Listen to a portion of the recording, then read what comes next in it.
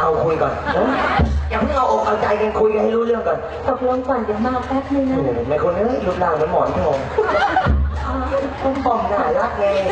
โอ้โหกำลังดังในช่วงนี้ทุเรียนนี่น่ารักนะตัวเล็กๆตัวเล็กปุ้ย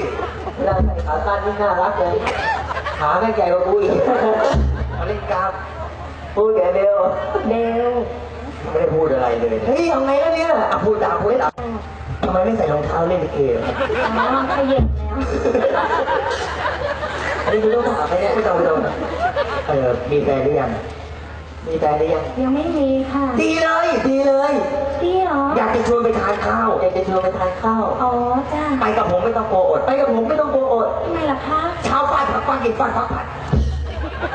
เช้าฟาดผักฟักกินฟาดฟักผัดเช้าฟาดผักฟักกินฟาดฟักผัดจะไปฝักฟักทำไมแล้วเปลี่ยนใหม่ทานอิ่มแล้วจานไม่ต้องล้างเดี๋ยวผมล้างให้ชามเขียวข้ามเช้าชามขาวข้ามค่ำชามเขียวข้ามเช้าชามขาวข้ามค่ำมึงต้องกินใส่กล่องแล้วเนี่ยหรูๆหน่อยชามเขียวข้ามเช้าชามขาวข้ามค่ำชามเขียวข้ามขาวชามขาวข้ามค่ำไปคว่ำขาวทำไมลูกเดี๋ยวพาไปกินอาหารทะเลโอ้ดีเลยค่ะหมูหมักกุ้งหูอุ่นตุ๋นต้มหนึ่งหมูหมักกุ้งหูอุ่นตุ๋นต้มหนึ่ง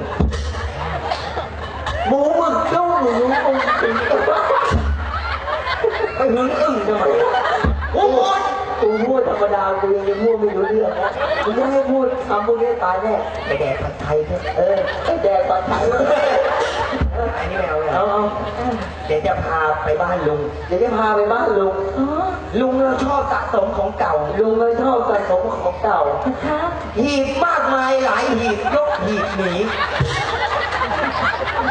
มากมายหลายหีบยกหีบหนีเขาเชื่อไหมว่าถ้าพูดไปเดี๋ยวหีบลุงเนี่ยไม่เป็นไรหรอกหีบมากมายหลายหีบยกหีบหนีหีบมากมายหลายหีบยกหีบมากมีหนีหีบหนีบหนีหายหีบมากมีหนีหีบหนีบหนีหายหีบมากมีหนีหีบหนีหนีหนีบหนีหายหนีบหนีหายหนีบหนีหายหนีบหายเห็นหนีหีบหนีบหนีกันมากโอ้โหเอาหีบลุงเยอะเห็นหนีหีบหนีบหนีกันมากไปเห็นหนีหีบหนีบหนี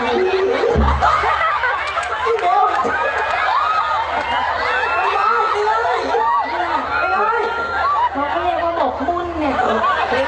หีบหนีกันมากเห็นหีบเห็นหีบหายหลายหีบหนีบหนีอะไรนะเห็นหีบหายหลายหีบหนีบหนีเห็นหีบหายหลายเห็นหีบหายหลายหีบเห็นหีบหายหลายหีบหนีบหนี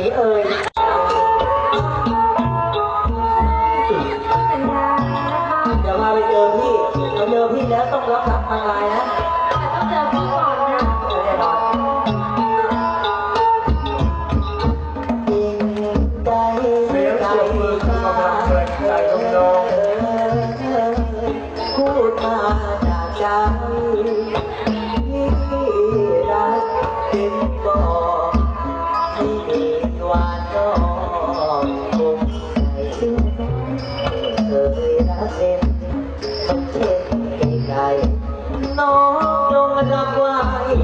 อย่าได้ตัดรอง